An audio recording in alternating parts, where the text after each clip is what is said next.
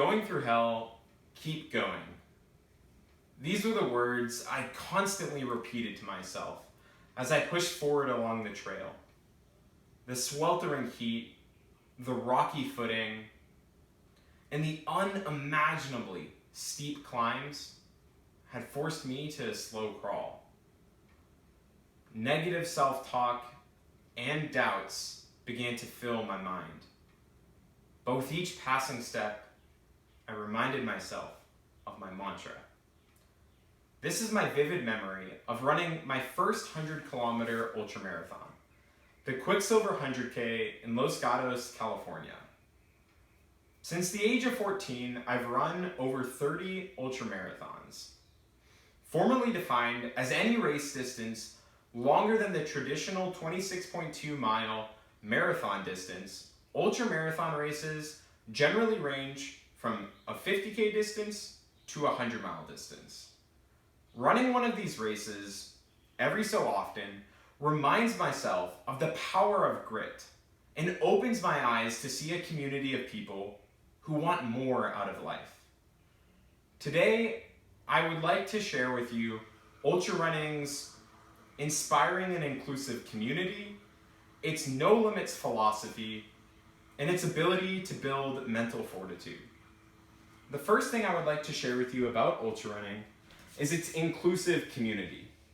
Oftentimes in life, people will feel as if they're excluded from social settings or atmospheres. But that's not the case in ultrarunning.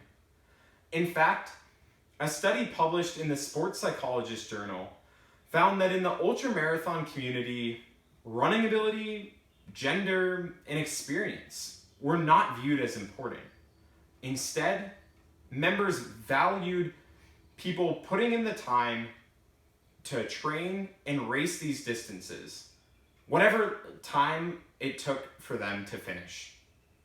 In other words, participation was valued over placement.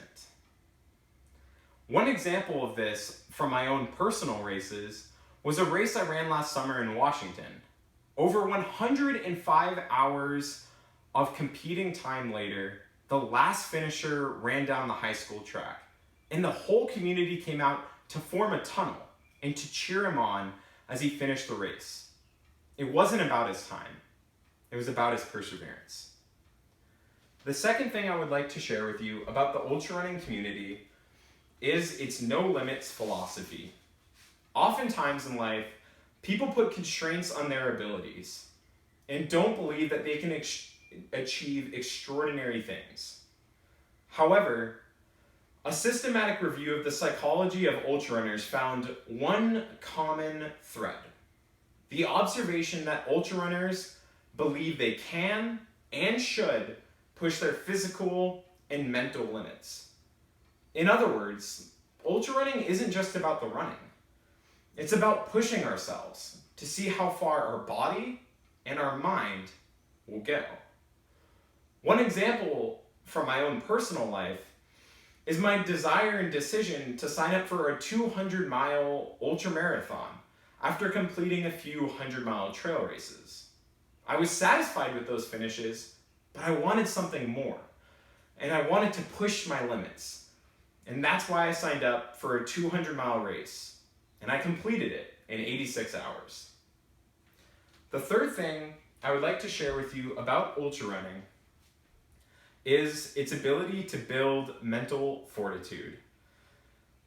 Oftentimes in these races, the necessary components are not going to come from your body. They're not your muscles. It's your mind, your perseverance, and your grit.